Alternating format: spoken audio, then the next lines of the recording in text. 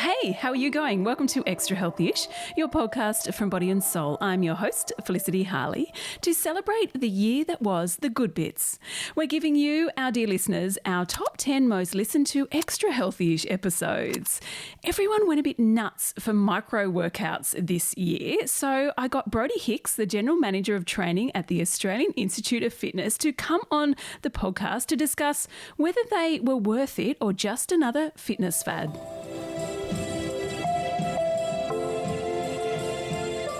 Brodie, thank you so much for coming on Extra Healthy-ish. Now, how do you stay extra healthy-ish in your life? Thanks for having me, Felicity. Look, it's just about having a balance, I feel. Everything in life is a balance. It's not about, having the perfect meal plan. It's not about having the perfect exercise regime 100% of the time. It's about finding that healthy balance between, I want to go out for dinner with my wife or my family. I want to go see some friends for a couple of drinks. I want to go to a sporting game. But I also want to make sure that, I'm feeling fit, I'm feeling healthy, and I'm feeling like I'm the best version of myself. So I think everything in life is about balance. And I just try to make sure that I'm finding that balance on an everyday basis. Oh, I like that. Now, just to recap, for those who didn't listen to Healthy-ish, we talked about micro workouts. What is a micro workout? Yeah, so a micro workout is essentially an abbreviated version of a full HIIT style session. So the HIIT style sessions we all know and love or love to hate, the ones that go for around about 30, 45 minutes sometimes. Yeah, definitely the love to hate. Sometimes even up to 60 minutes. Essentially, it's an abbreviated version of that. So we're looking at 8 to 12 minutes of high intensity interval training that really can be done anywhere or anytime. So talk us through the benefits. What does the science say? We did go into these briefly in Healthy-ish, but what are the benefits, say, I suppose, for physical health and potentially for mental health? Do you still get that endorphin rush, that endorphin kick that HIIT gives you? Yeah, most definitely. Anything that we do get from the HIIT session, we are going to get from the micro workout because it is essentially the same style of training. The biggest thing that we see from the long-winded HIIT sessions that are that 45 to 60 minutes in length is the pure amount of calories that we will burn in that period of time. It's just a really long and sustained period of an elevated heart rate, which is going to end up meaning that we do burn more calories.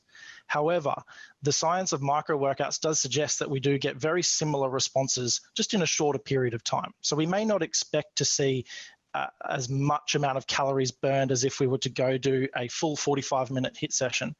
However, the physiological response from the body is the same. And the biggest benefit that we do see is this theory called exercise post-oxygen consumption, or it's shortened to EPOC really, which essentially means that when we're in a workout and we're working really, really hard, our body can't supply the amount of energy that we need to be able to do that exercise purely through oxygen.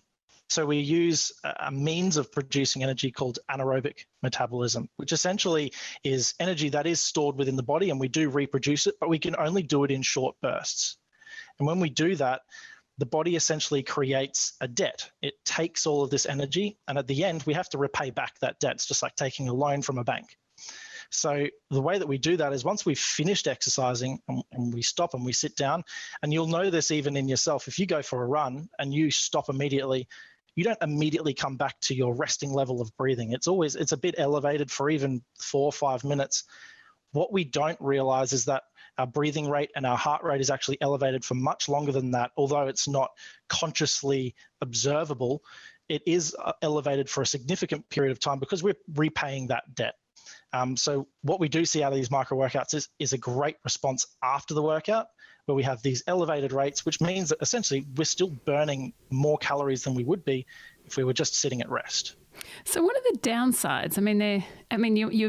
You've sold it to me. I'm up for doing a micro workout, but surely there are some downsides. What are they? Yeah, look, there's always downsides to anything that we do, I suppose, whether it's time, whether it's a cost or whatever it may be. I suppose the biggest downside to micro workouts is that we are somewhat limited into the other adaptations that we may see. So I've spoken a lot about how many calories we'll burn. And so obviously you can see that there's a great benefit to micro workouts with regards to weight management or weight loss or whatever you want to call it. But if we're looking for a little bit more specific with regards to increasing strength or hypertrophy, so increasing muscle mass, we may struggle in a micro workout to get the adaptation that we need to see those types of adaptations occur. So there are definite downsides to it. However, in my professional opinion, I do think that the micro workouts have a great role in getting people into health and fitness, getting people exercising, getting people moving, especially when we're quite time poor these days. Yeah, and what about, we've talked a bit, you say they can help with, say, fat loss and weight loss. What about if you want to increase your fitness levels? Do they help with this? Yeah, fitness is a very broad term as well, and I suppose we can look at fitness in a number of ways. What it isn't going to do necessarily, it's not going to help you prepare for a half marathon. If your plan is to go and do a half marathon or a marathon, unfortunately, the only way you can prepare for that is to go and get the K's in the legs. Yeah, go and run. But we can look at fitness from an anaerobic perspective. And micro workouts will definitely assist in improving those aspects. Because we are working in that anaerobic zone, like I mentioned before, the more time we spend in there and the more we ask of ourselves in those zones, the better our body is naturally going to get at sitting in those zones. So we can definitely improve fitness. I suppose it just depends on what kind of outcome you're wanting to get. Are you wanting to get really good at those longer distance events, whether it's cycling or swimming or running? Probably not. If you're wanting to get better at those really short, sharp bursts of physical activity, then most definitely micro workouts are going to help. And what about strength training? You said it's probably not the best for this. Can we get any, especially women, we're so conscious of the bone density, as we get older, we lose it.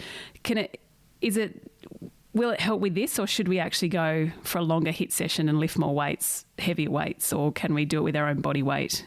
Look, I would really look for a healthy balance between them. I'm not saying that you have to go and do big strength sessions every session, and we can definitely get a benefit of strength from micro workouts, more so for our beginners. If we are a beginner at exercise, then we can almost do anything and we're going to get some kind of strength adaptation. We're going to get some kind of fitness adaptation.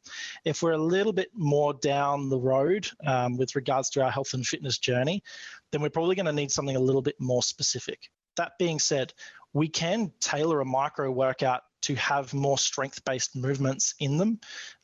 And we are going to get a strength adaptation from that. You mentioned bone mineral density. Essentially, anything that is load-bearing is going to help improve bone mineral density. So going for a run, as an example, that's going to help our bone mineral density because we are loading our lower body. So as an example, we could do a micro workout with a barbell. So we could grab a barbell, put a little bit of weight on that barbell, and we could basically work through what we would call a complex, and you could do your classical barbell movements. So something like bent over rows into a deadlift, into a front squat if you wanted, or a back squat, into a lunge. So we can kind of use that barbell and still work off our work to rest. So it might be, 30 seconds work, 30 seconds rest. And essentially after we complete each movement, we move on to the next movement. So 30 seconds of bent over row, 30 seconds rest, 30 seconds of deadlift, so on and so forth. So we can still get some kind of strength adaptation. That being said, it is a little bit limited. When we do see our strength training, we typically will see that they do need really long rest periods because we need to be able to lift heavy in order to get stronger. So it's a little bit of a, this way and that way, depending on where you're at. But that we can definitely get some benefits from micro workouts with regards to strength. I suppose, you could they're complementary in some ways. You could go for your run and then you could go, okay, I'm going to do a micro workout. If the language works for you, I'm going to do 10 minutes of strength, a micro workout, here we go. And then you could mash the two together. 100%. And I'm all for that. Yes, definitely. We'll be back after this. Can you give us a few more examples of different types of micro workouts? I can just see people listening to this if they're in the home office, getting down the carpet behind you, doing some burpees. Is this what we could do, or go outside, or give us some other examples of micro workouts? Yeah, definitely. And look, you can really make them as simple or as complex as you would like to make them. And essentially, it all comes down to one, it being intervals. So we're not looking at doing a continuous 8 to 12 minute block of exercise. That would essentially just be going for a run or going for a ride. We're looking at breaking it down into short, sharp bursts followed by a little bit of rest. The other thing is we want to keep the intervals relatively short. So you're looking at around about anywhere from 10 to 30 seconds worth of work, and then the opposite for the rest, so 10 to 30 seconds of rest. And the easiest way to do it is just match your work and your rest. So if you're doing 20 seconds work, you can do 20 seconds rest. That's a nice, easy way of running it through the micro workout. The other thing is, depending on where you're wanting to run this, you want to try and choose exercises that are either easy to perform, so not something that is really complex and quite hard for you to wrap your head around, and also with resistances that are a kind of light to moderate resistance if you are choosing those resistances. But that being said, we can also use cardio equipment. So for example, if we wanted to do a body weight type movement, we would potentially choose some exercises that are a little bit more full body orientated. So we might choose something like walking lunges, we might do some push-ups, we might do some crunches, any of those type of body weight movements. And again, we could break that down into 30 seconds work, 30 seconds rest, and you might choose 3 or 4 different movements. And once you've finished one, after that rest, then move on to the next one and do however many rounds that would make up either 8 to 12 minutes. If you wanted to do more resistances, we could add those too. So you might choose dumbbells or barbells. I mentioned that barbell complex that we spoke about before, or kettlebells. And again, choose movements that you enjoy, that are relatively simple, and those light to moderate weights. If you're really cruel, you can go down the cardio path, and there's lots of really mean pieces of cardio equipment out there. The assault bike's one of my personal favorites for absolute pain. And again, you can just split that up into work to rest periods, 30 seconds work, 30 seconds rest, 45 seconds work, 15 seconds rest if you're a little bit more advanced. Essentially, the more work you give with the less rest, the harder it's going to be. So if you're a beginner starting off, I might look at a little bit less work, maybe 20 seconds work, a little bit more rest. It just gives your body a bit more time to recover between rounds. Intermediate, you can match them. Same work as rest, and advanced, push it. So more work, less rest. And so basically you want to go, just say you're doing sit-ups or whatever, you're just going hard, like really hard, as hard as you can go for that 20 seconds, and then 20 seconds off or 10 seconds off, whatever suits you. Definitely. The aim is to get your heart rate up. So we don't want every movement to be really slow and controlled. That would be more reserved for your typical strength session. So it is about getting your heart rate up. But obviously we want to be conscious of what does our technique look like when we're doing this? Are we putting our body at risk? Are we kind of going a little bit too hard and too fast here? The other thing that, and I always make this mistake as well, the first 2 or 3 rounds, you feel great and you can power on to it. Absolutely. The back 7, not so good. What was I thinking? Want to be a little bit conscious of that. Yeah, exactly. We want to kind of think of that as we're going through. Maybe don't go 100% at the start. See if you can hold a pace for the entire time. If you get to the end and you go, okay, I could probably go a little bit harder next time, then we know we can push ourselves a little bit harder. Now, I get that you think these are not a fad. They're actually worth it. So do you do them in your weekly fitness regime? What does your weekly fitness regime look like? Yeah, so I actually include micro workouts at the end of essentially all of my strength sessions. I'm a big fan of strength training. I do, and I'm fortunate that I'm in an industry that allows me time to get to the gym and to do those workouts. I know that not everyone is able to do those, but I still really enjoy micro workouts. What I'm not a massive fan of is long cardio. So if there's anything that I can kind of bring the cardio nice and short and still get a good benefit out of it, I'm going to choose that option. So typically what I'll do is I'll do anywhere between a 30-minute to 40-minute strength-based session. and I'll usually split those up into different body sections, whether I'm focusing on legs and maybe my quads, so more squat movements, deadlift movements for my hamstrings, or an upper body workout. And then what I'll do is I will add my micro workout at the end of that session. So I'll do a 10-minute, usually around about 10-minute burst of either a combination of similar movements that I've done within that session. So if I've done a heavy squat session, then I'll usually try and choose lighter movements that replicate that movement. So that might be dumbbell squats or walking lunges or something that's going to work those same muscle groups. Or I'll just choose a piece of cardio equipment as well. If I want it to be, I suppose, minimal brain power and just maximum output, I'll just jump onto a piece of cardio and I'll either do those 30 seconds on. Yeah. Let's just get it done. But at the end of the day, it's over and done with within 8 to 12 minutes. And that's what I really like about it. It can be added at the end of your strength sessions. It can be done on its own. It really is quite versatile. I love it. Brodie, thank you so much for coming on Extra Healthy-ish. I think you've sold me. I think you've sold listeners. We're all going to give it a go. Thanks for coming on. That's great. No worries. Thanks for having me.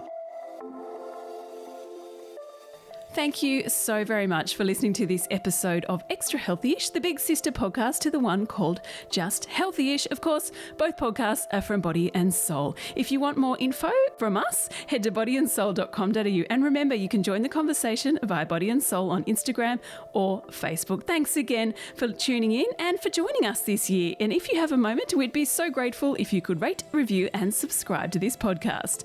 Oh, and wishing you a very extra healthy-ish Christmas.